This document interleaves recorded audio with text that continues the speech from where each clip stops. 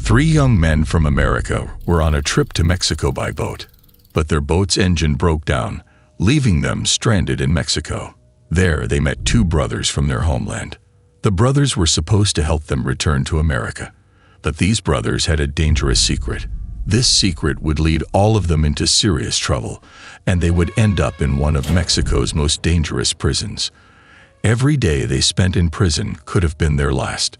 So, they decided to carry out one of the most challenging prison escapes.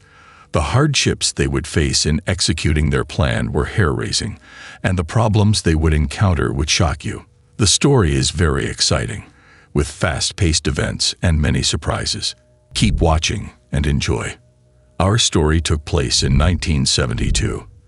There were three American friends named Mike Cook, May Stanley, and Paul Smith. The pictures you see are real photos of them. As you can see, they are now old because this is a recent photo of them. Since the story is old, we will use actors' photos to fit the scenes we will see. In 1972, when these three friends were in their 20s, they had a boat with an engine and a sail. They were departing from America, specifically California, and heading to the western coast of Mexico, specifically to a coastal city called Mazatlan. At that time, there was not much enforcement on borders, especially maritime ones. Even at land crossings, Americans could enter and leave Mexico without a passport, making sea travel even easier. However, there were coast guards and patrols, especially to combat drug smugglers. So keep this in mind as it will play a role in the story. The three friends managed to travel all this distance without encountering any patrols or being stopped. Their trip was simply for fun. They were looking for adventure. However, when they reached the shores of the Mexican city of Mazatlan, their boat's engine broke down. The boat was already in bad shape. They had bought it cheaply because they didn't have a big budget. The engine didn't break down completely. It sometimes worked, sometimes didn't, but it was clearly at the end of its life. The three friends intended to continue their journey to southern Mexico, and possibly even further, wanting to spend the whole summer on an enjoyable sea adventure exploring new places. But this engine issue ruined their plans. They began to think about what to do. They had about $300 left, but that money was likely not enough to fix the engine. And if they did fix it, they would have no budget left to continue their trip. So, they started thinking of ways to earn some money. The three of them were using hashish and had bought some from the local city in Mexico. They got in a local taxi. The driver offered them hashish, and they bought from him. They noticed it was much cheaper compared to the hashish sold in America, almost 10 times cheaper. An idea struck them. Why not buy some hashish with the money they had, go back to America, sell it there, and then use the money to fix their boat and continue their journey? They went looking for the taxi driver who had sold them the hashish, and when they found him, they told him they wanted to buy a substantial amount of hashish and asked him to sell it to them or take them to someone who could. The taxi driver agreed. They got into his car, and he drove them through streets and roads until they left the town, heading up a rough mountain road far away from the city and people, ending up alone in a deserted area. At this point, the three friends started to feel anxious. They were afraid that the taxi driver was greedy for what they had and was taking them into a trap or an ambush, or perhaps he had a group hiding and waiting for them between the mountains. After driving for a while along this mountain road, the taxi driver suddenly stopped and told them to get out of the taxi. The three of them got out, feeling nervous and apprehensive. They were very much expecting a gang to suddenly attack them. But after a few minutes, they saw a man approaching them with a donkey. The man was dressed like a farmer, and the donkey was loaded with large quantities of hashish. The three friends couldn't believe the amount they were seeing in front of them.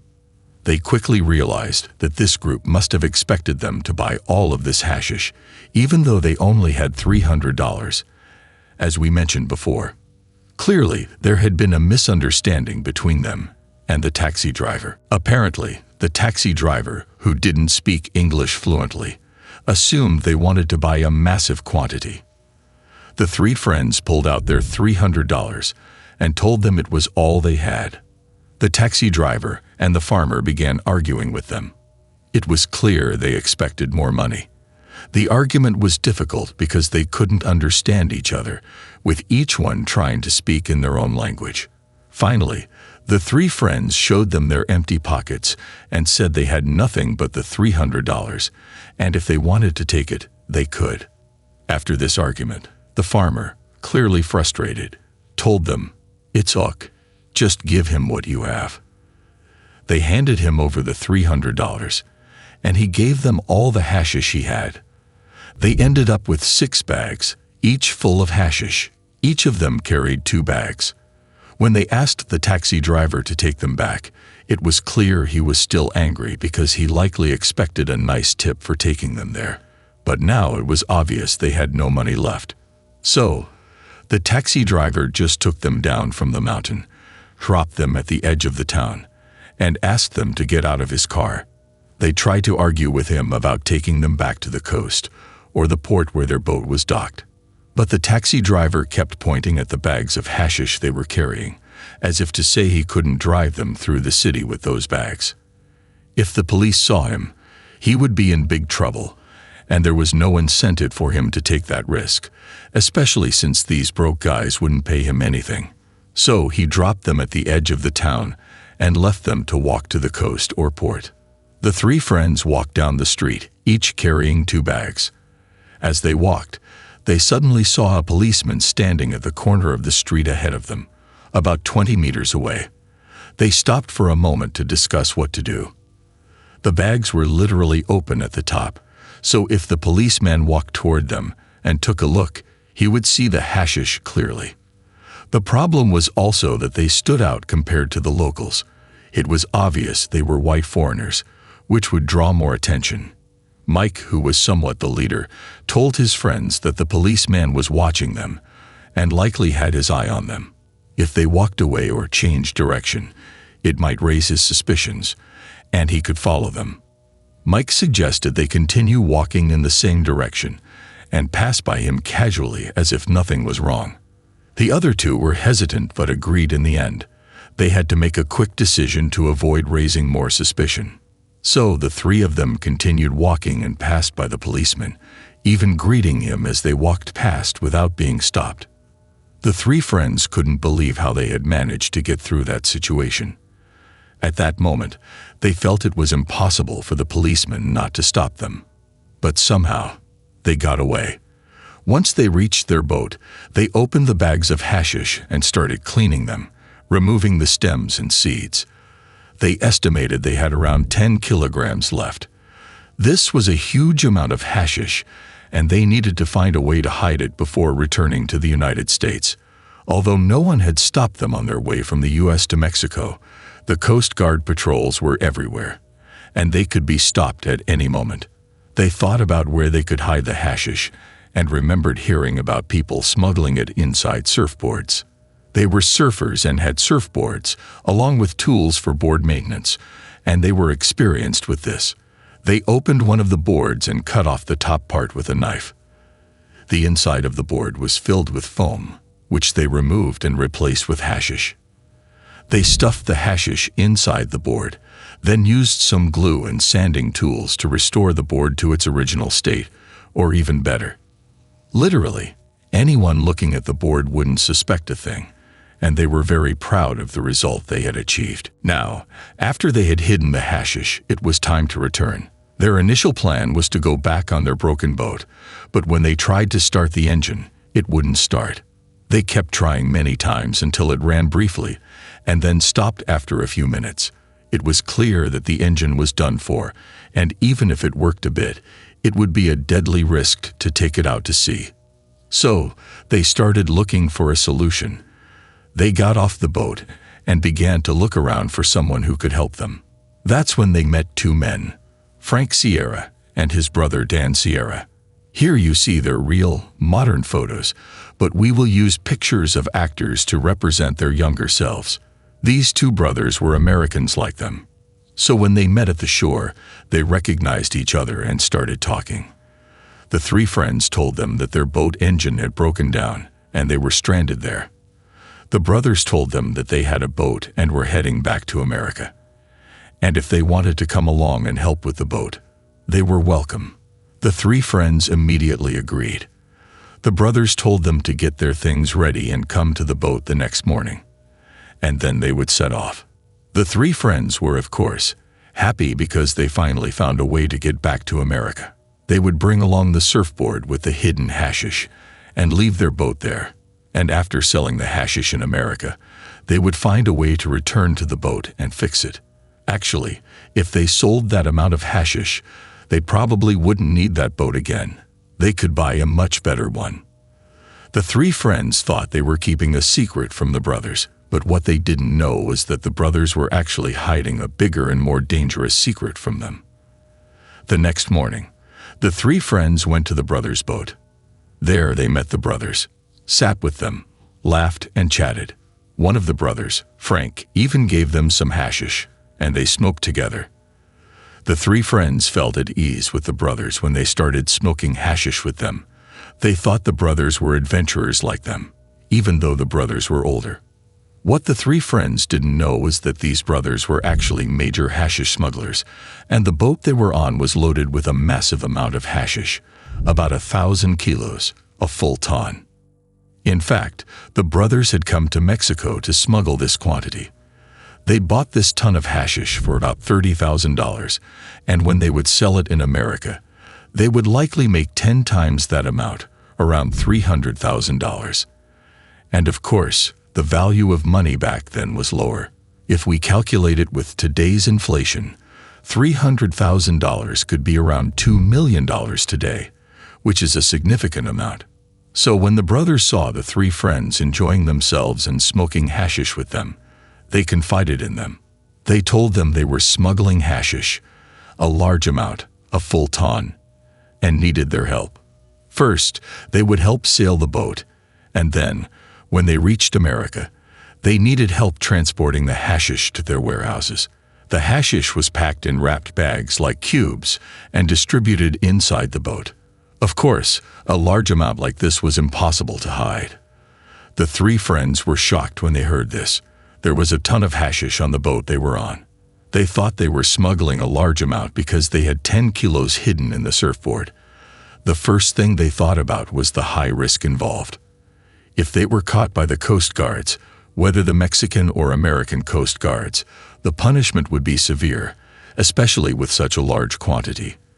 They would be treated as major drug smugglers. In Mexico, the punishment for smuggling hashish could be up to 25 years, and many American smugglers were caught during this period, with a large number ending up in Mexican prisons.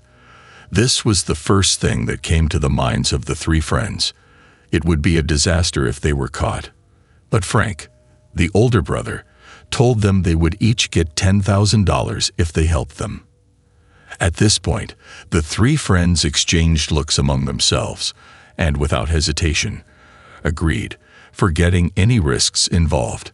$10,000 each was a tempting amount for them. The five of them set off on the boat together, heading back to America. The journey would take a long time, more than a week at sea, especially if they wanted to follow safe routes away from Coast Guard patrol points. Day after day passed, and everything was fine. The trip was going smoothly, and they were making their way to America without problems. On the seventh day, disaster struck. That night, everyone was asleep except for one person steering the boat, Paul Smith. It was a calm night. Everything was fine, and they were making their way like every night. Suddenly, without warning, there was a violent collision. The four who were sleeping were literally thrown from their spots. Even the hashish bags were thrown around, and everything turned into chaos within seconds. Water started pouring in, and the boat began to sink.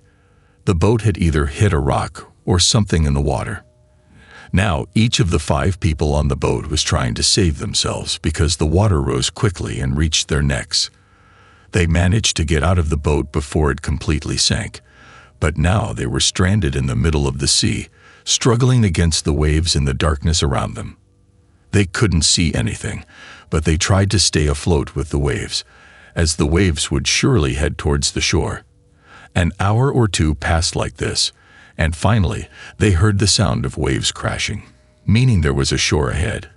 But they didn't know if it was a sandy beach or rocks that would break them. They couldn't see anything in the pitch dark. They were tossed around by the waves, but luckily for them, it was a beach. They were exhausted and worn out, and as soon as they crawled onto the shore, they fell asleep on the sand. Their condition was miserable, to say the least, and they didn't wake up until the sun rose the next day. Of course, they woke up completely exhausted and barely able to move, but what they saw in front of them shocked them. They weren't the only thing the waves had carried to the shore. All their belongings from the boat were also washed ashore. Among these items were the kilograms of hashish that had been on the boat. The scene was crazy. Dozens, or even hundreds of bags, all filled with hashish, were scattered along the beach. The 5 guys were stunned by the sight. If any locals or fishermen came to the beach, the police would be called immediately, and there was a high chance they would be arrested. So, they quickly started running along the beach, gathering these bags. Some of you might wonder why they didn't just run away and leave the hashish behind. The answer is that if anyone found that much hashish on the beach, they would call the police right away. The police would likely search the area, and given that they were foreigners with white skin in a rough state, they would stand out and be easily found. So they tried to collect the bags as quickly as possible and started digging a hole to bury them.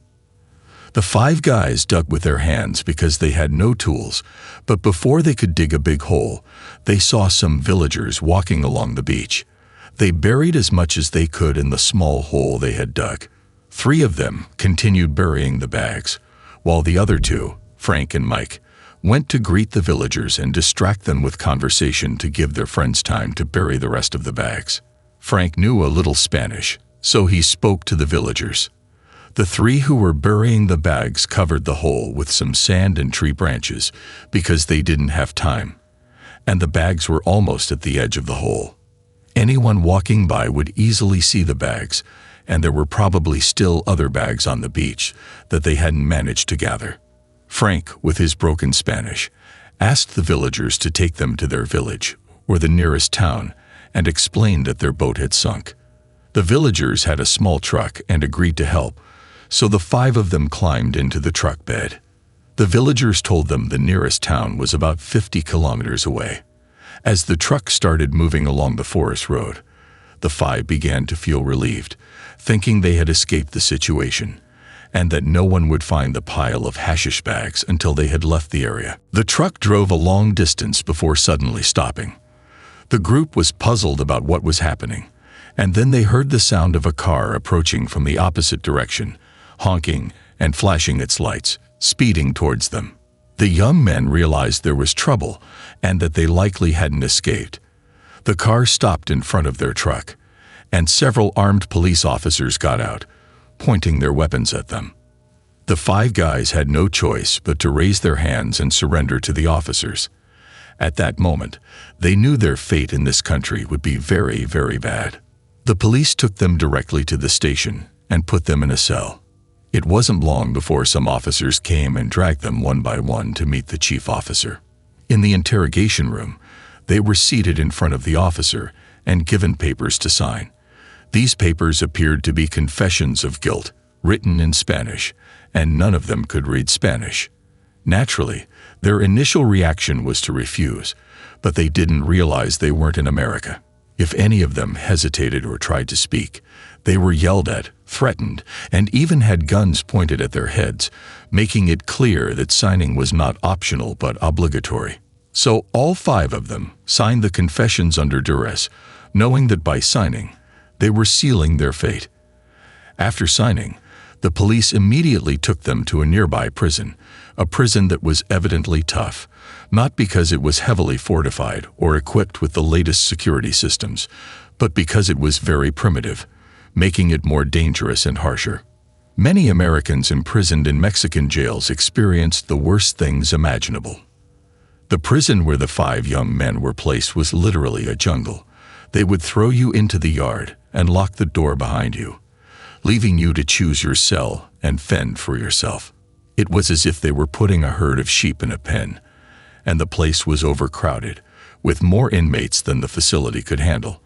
When a new prisoner arrived, all the inmates would surround and stare at him, and he was lucky if none of them laid a hand on him or hurt him. Most of the inmates in this prison were drug addicts with ties to gangs and criminal activities. It was an incredibly terrible place. Fortunately for these young men, they were in a group of 5, making it difficult for anyone to single them out. But imagine their feelings amidst these criminals who didn't even speak their language. The 5 found a small cell and stayed there. The first night was the hardest for them. They didn't know if they could survive in this place or how long they would be there. They realized the coming period would be one of the toughest in their lives. Despite the depressing atmosphere, they immediately began discussing their next move. The first idea proposed was to try to escape from this place. The prison was tough, but also very chaotic, with no real system, so they were sure they could find security gaps. The next morning, they started exploring the prison, looking for a way to escape. The first thing they noticed was that the facility was surrounded by 2 walls, an inner wall and an outer wall. The inner wall was about 8 meters high, with sharp glass pieces on top to prevent climbing. The outer wall was where armed guards stood. These 2 walls ruled out the possibility of escaping over them. The only way out was through the classic method, digging a tunnel underground. But the problem was that the ground beneath them wasn't dirt but concrete. The task was difficult and complicated from the start. However, being Americans, all of them had seen The Great Escape, one of the most famous prison escape movies of that time. The movie, released in 1963, was inspired by the true story of 76 prisoners escaping from Hitler's prison during World War II. These 5 had seen the movie, in which the prisoners escaped through an underground tunnel, and they knew it was based on a true story. This gave them motivation and inspiration, making them feel they could do it despite the obstacles they would face. The obstacles were many, starting with the concrete floor they needed to break through. The tunnel had to start from their cell, pass under the bathrooms, and then go under the inner wall. After that, there was a space between the inner and outer walls, which they had to cross before going under the outer wall to come out on the other side. They estimated the distance they needed to dig to be between 10 and 15 meters. First, they had to break through the concrete floor, which meant they needed tools, a hammer-like tool, and something for breaking like a screwdriver. One of them, Mike, noticed some workers doing maintenance on one of the prison walls. He saw some small stones they were using and discreetly took one. This stone would serve as a hammer. Now they needed a screwdriver or a substitute tool. All they could get was a butter knife, a non-sharp knife, which they bought from another inmate. You might wonder where they got the money. Most likely, the brothers Frank and Dan had some cash, and they had connections in Mexico who could help them out. With a stone and a butter knife, they could use the knife and hit it with the stone to break the concrete. These were not the best tools, but they had to make do with what they had. The best place to dig in their cell was near the wall, the closest point to the outside. They moved one of the beds, marked the spot, and set up a makeshift tent to hide the person digging. This tent was just a regular sheet. The person digging would go under it and start hitting the concrete with the stone and knife. They also established a watch system to avoid getting caught. At least 2 people would stand outside the window and door to alert the digger if anyone approached. They were also monitoring the sound of digging. If it got too loud, they would signal the digger to reduce the noise or wait until there was enough noise outside to cover their digging sounds. The process of drilling through the cement was exhausting and very slow. They were trying to dig in a square or rectangular shape to create a sufficient opening as an entrance to the tunnel. This cement-breaking task took them a full 6 weeks. Finally, after all this time and effort, they managed to open a suitable hole in the floor. However, what awaited them under this hole was nothing short of disappointing. The ground beneath the cement was all muddy and waterlogged. It wasn't dry soil that they could dig through. This was a shock to them, but they didn't give up immediately. They decided to try to dry out the mud and turn it into soil, thinking that maybe the water was only in the top layer. So, they began scooping water from the ground, putting it into a bucket, and pouring the bucket into the toilets. They kept at this for 3 days, going back and forth trying to dry out the water in the ground, but it was clear that it wasn't working. The ground wouldn't dry, and the more they scooped out, the more water surfaced. It became obvious that something was soaking the ground from within, and no matter how much they tried to dry it, they wouldn't succeed. At this point, they felt despair. There was no way to dig the tunnel. So they sealed the hole with the cement cover, put the bed back in place, and gave up on the idea, resigning themselves to the fact that they would remain in this prison for an unknown duration. Time passed slowly, and each day was more boring than the last. At least when they were digging, they had a goal to work towards. Now their lives were empty, especially since this prison had no jobs, workshops, or activities to pass the time. For this reason, most of the inmates were using drugs, which were available to any prisoner with money. The guards didn't search them, or even care. The prisoners literally used drugs right in front of them. The 5 guys tried to walk around the prison yard all day just to pass the time without getting consumed by their thoughts. In a place like this, you could easily go insane or take the dark path and start using dangerous drugs like heroin, which could literally kill you. 5 months passed in this state without any goals and without knowing their exact situation. None of the officials or officers talked to them or told them anything clear, in addition to the language barrier that made things even more difficult.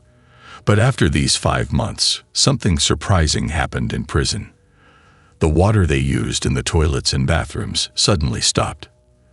Then the news spread that one of the main pipes supplying water to the prison had broken or had a major leak, so they cut off the water to fix the problem. A day passed, then 2 and 3, and the water was still cut off. Suddenly, one of the 5, Mike, had an idea. He remembered the hole they had dug and the water in it, and he told his friends that the water cutoff might have dried the ground, and maybe the broken pipe they were fixing was the reason the ground was always muddy and wet. Immediately, they moved the bed and opened the cement cover. The surprise was that the ground was dry. It was soil. At that moment, they were all overjoyed and said to each other, "Let's go. It's time to work." They quickly got a slightly large plastic bucket and started filling it with soil from the hole. The digging process was quick, especially at the beginning. In just a few hours, they managed to dig almost a meter down. Of course, the digging was still vertical downward. They hadn't started digging the horizontal tunnel yet, but after digging to a depth of about a meter, they began horizontal digging. However, as they progressed, the soil became harder, so they used the small knife they had to continue the horizontal digging. This slowed down the process a bit, especially since the tunnel was narrow, just wide enough for their shoulders. It was a bit frightening, like digging while inside a coffin. But of course, the situation they had endured in the prison over the past months gave them the determination to continue. And what motivated them even more was that the digging speed was still relatively fast. If they kept up this pace, they could finish digging the tunnel in about a month. Such an operation couldn't go off without problems, and the first big problem they faced was where to put the soil they extracted from the tunnel. The prison yard was all concrete, so they couldn't just dump the soil anywhere. Everyone would notice. The only place that came to their minds was the toilets and bathrooms, but of course, they couldn't dump large amounts in the toilets as they would quickly get clogged, and the inmates and guards would notice. They decided the best thing to do was to hide the soil under their beds, in the same room they were digging in. It's true it was a high-risk move, and the space could fill up quickly, and there was also the risk of sudden inspections by the guards. But they had no other options. Their only choice was to focus and try to finish the digging as quickly as possible. The faster they finished, the lower their chances of getting caught. Of course, the digging process was done in shifts among them. Each time, One of them would go in to dig for 5 or 6 hours, and there was always someone outside to help remove the soil from the tunnel. Almost a week had passed, and they were still at it, doing a good job. They had dug about 3 or 4 meters, which was a reasonable distance. As mentioned before, they would need to pass under the bathrooms because they were in their path and next to their cell. One of them, Paul, was digging inside the tunnel when suddenly he hit something. He came out of the tunnel with a pale, yellow face. His friend Mike, who was standing outside helping to clear the dirt from the tunnel, said to him, "You look pale. What's wrong?" Paul replied, "I think I hit a sewer pipe and broke it, and now it's leaking into the tunnel." The smell immediately started wafting from the tunnel opening. Even though the entire prison already smelled bad, if you entered their cell at that moment, you would instantly notice a stronger and fouler odor. The two of them quickly informed their friends, who came over to see the disaster for themselves. It truly was a disaster in every sense of the word. As soon as they removed the cover from the tunnel, they smelled the stench. The problem was that even if they tried to clean the tunnel and remove the water and filth, where would they put it? If they dumped it into the toilets, it would just come back through the broken pipe and enter the tunnel again, especially since this was the main sewer pipe for all the bathrooms, meaning all the prisoners' waste passed through it. Within just a few hours, the tunnel was filled with filth. At least the ground was absorbing some of the water to an extent, so the tunnel didn't fill up with water, but it was still full of filth. If they wanted to stop this filth, they had to repair the pipe and seal the break.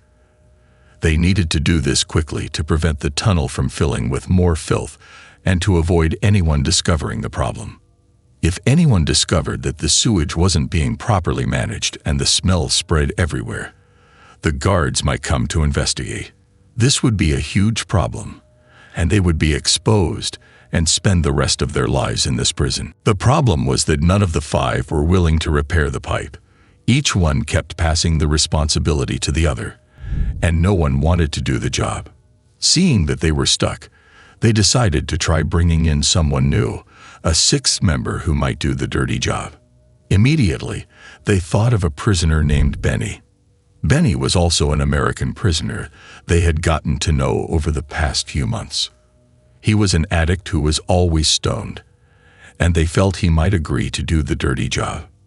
They brought Benny to their room, showed him the tunnel opening, and said, "We are digging a tunnel and plan to escape, but as you can see, we have a problem. The sewer pipe broke and is leaking into the tunnel. If you go in and fix the pipe, we'll take you with us when we escape, and you won't have to do any other work afterward. We'll finish the digging. All you need to do is go in now and repair the pipe." As soon as Benny saw the hole and smelled the stench, he said, "Are you crazy? No way I'm doing that." The 5 of them kept talking to him, trying to convince him. Frank said, "I'll reward you when we get out. I'll give you money and more weed than you've ever seen in your life." Benny was hesitant. The task was difficult and disgusting, but the rewards were tempting. In the end, he said, "Fine, I'll do it." The 5 of them cheered and encouraged Benny, calling him a hero. Before Benny could enter the tunnel, they needed to give him something to fix the break. Somehow, they managed to procure some cement powder, probably by paying off some workers. They mixed the cement with water and put it in a coffee can.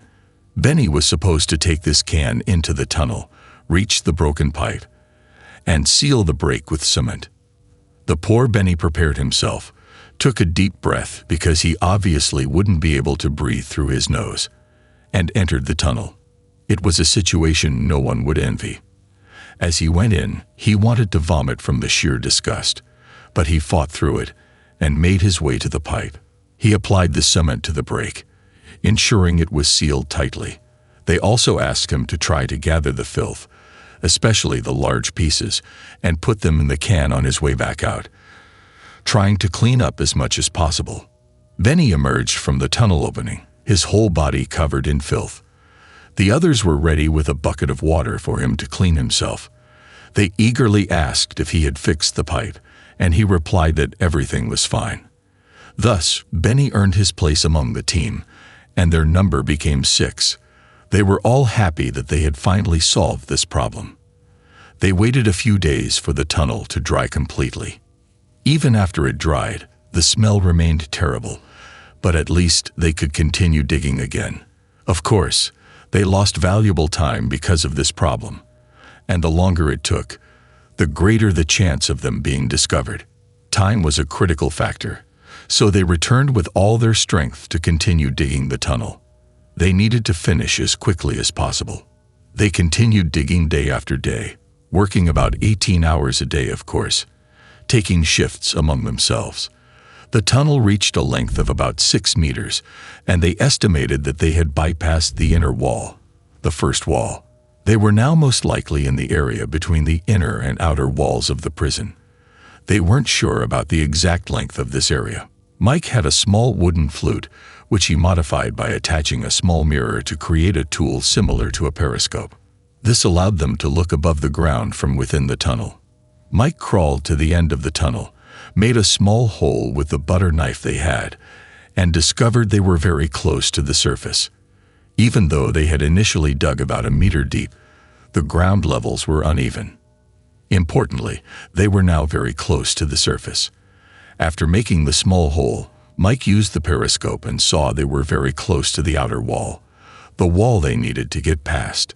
He returned to his companions and told them they were only about 2 or 3 meters away from bypassing the outer wall. Encouraged, they decided to push harder and speed up the digging, each working as hard as they could to dig the most distance possible. As they neared the end of the tunnel, they needed to prepare for the escape phase. This task fell primarily to the brothers Frank and Dan, especially Dan, who had been living in Mexico for years and had contacts who could help them. Dan arranged for his contacts outside the prison to have 2 cars ready for their escape once they got out. Since there were 6 of them, they needed at least 2 cars. The cars were to wait at a specific location near the prison after 3 nights, as they anticipated escaping on the 3rd night. The cars and drivers were supposed to be at the agreed-upon spot after 3 nights. Motivated by this deadline, they pushed themselves harder to finish on time. However, the next night, something unexpected happened. It started to rain. The person inside the tunnel could literally hear the rain above his head because, as mentioned, there was very little distance between the tunnel and the surface. Water began seeping through the periscope hole, and suddenly the hole widened, allowing a lot of water to enter the tunnel. The person in the tunnel quickly got out and informed his companions of the new disaster. They were all worried the tunnel would collapse, as they were sure it couldn't bear the weight of the accumulating water, especially since the layer between the tunnel and the surface was very thin. Worse, the tunnel was getting soaked from the inside, and they had no doubt it would collapse. They waited anxiously in their cell, deeply depressed, expecting the guards to discover the tunnel at any moment. The rain continued through the night until the next morning. When the sun came up, they were still waiting for the guards to storm in. But surprisingly, no one came. They were astonished that the tunnel had seemingly held up despite all the rain. Literally, they were incredibly lucky. They went back into the tunnel after the rain stopped and found that it hadn't collapsed. There was water and dampness, but it was still intact. They hurried to remove the water and dry the tunnel as much as they could because they had to resume digging quickly. The escape was supposed to happen that night. This was the night they had arranged with the drivers who would be waiting outside. So they immediately resumed digging, each working an hour or 2 before switching shifts to avoid exhaustion. They kept digging until around 2 a.m. Finally, they felt they had reached a spot they believed was past the outer prison wall.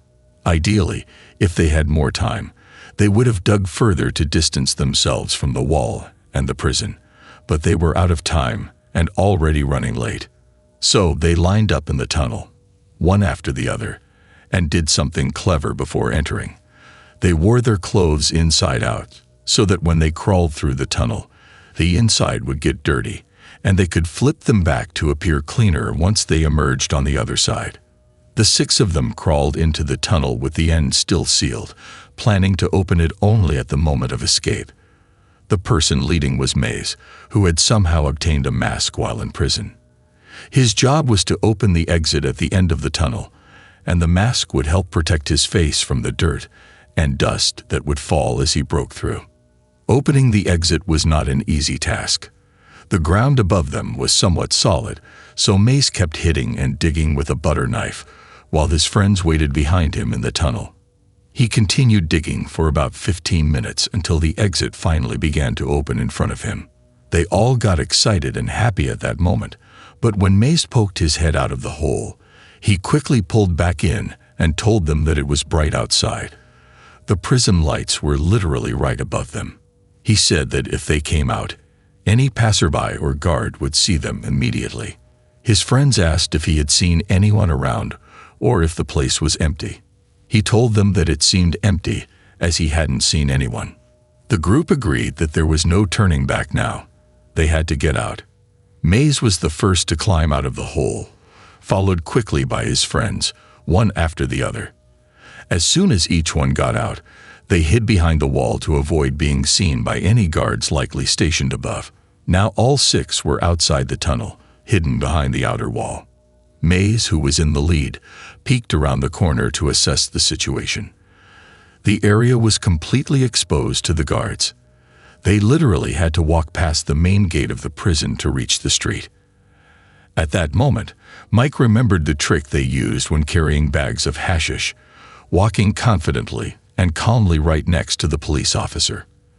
They realized they had to use the same tactic to get out of this place. Quickly, they turned their clothes inside out to the cleaner side, dusted themselves off as best they could, and walked calmly, pretending to be locals. They wished they could run, but they knew that any sudden movement would draw attention immediately. What helped them, luckily, was that the prison was surrounded by residential areas. It wasn't an isolated prison in the middle of nowhere. They hoped that even if a guard saw them, they would think they were ordinary people returning home, despite it being around 3 a.m. They kept walking quietly past the prison until they had put a reasonable distance between themselves and the prison. Then they started running, feeling elated. They knew they had finally gained their freedom without any guard seeing or suspecting them. Now they had to quickly reach the place where the cars were waiting for them before dawn, and before the guards discovered their escape. They'd reached the agreed-upon place, feeling excited, but their excitement quickly faded when they didn't find the cars there. Dan was the one who had arranged for the cars, so his friends asked him, "Where are the cars?" He told them not to worry, and that there was a second location he had agreed upon with the drivers, in case they couldn't reach this place. The second location was near the railroad tracks, so the six of them followed Dan and kept running for a long distance.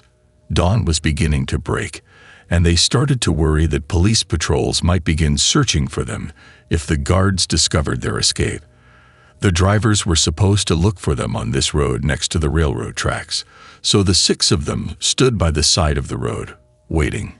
Suddenly, they saw two cars approaching from a distance. They all turned to Dan and asked, "Are those your friends coming?" Dan kept looking, waiting for the cars to get closer to confirm if they were his friends or someone else. Within moments, he smiled and said, "Yes, it's them." At that moment, the six of them were indescribably happy. They knew they had truly escaped the hell they had endured for 7 months in prison. At this point, the six of them split up, said their goodbyes, and each group of 3 got into a car.